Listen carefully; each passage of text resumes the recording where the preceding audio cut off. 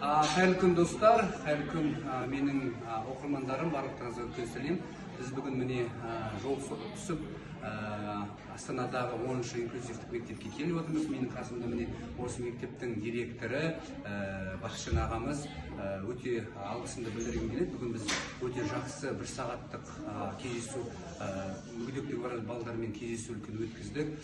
Спортқа байланысты, басқа да заңға байланысты біз біраз әңгіме өріп өттік.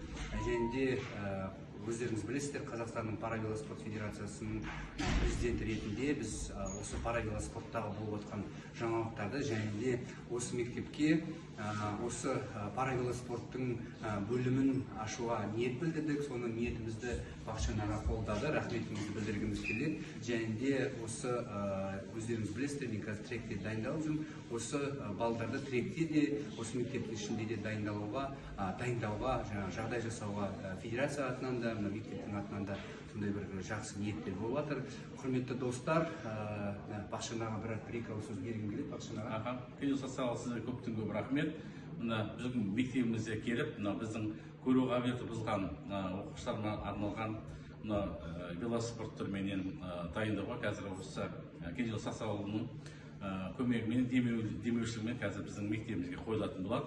Сонымен бірге балаларымыз біздің алдағы уақытта сол велоспорт түрінен жасөспірімдер арасындағы және жастар арасындағы жарыстарға қатысатын болады. Осыған дайындауға бүгін біз осы жаңағы балаларменен, ата-аналарменен бүгінгі кездесіп, сол түрлерінде айтып шықтық. Қалай дайындалу керек екенін, не істеу керек екенін бәрін айтып шығып, енді алдағы уақытта біз мектебіміз осы қойылатын болады.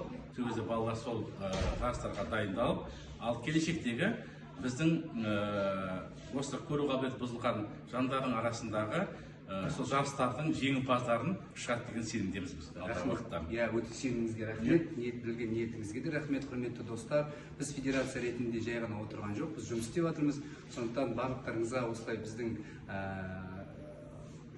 осы әлеуметтік желілерді көріп, балдарымызды, біздің спортшыларымызды осылай қолдап жүрлеріңізге үлкен сұраймыз және ниет білдіреміз.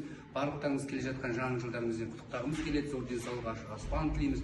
Барлық балдарды, жастарды осы жаңа жылмен құттықтап, зор денсаулық, ашық аспан тілеп, келесі жарыстарда кездескенше деп айтамыз. Рахмет.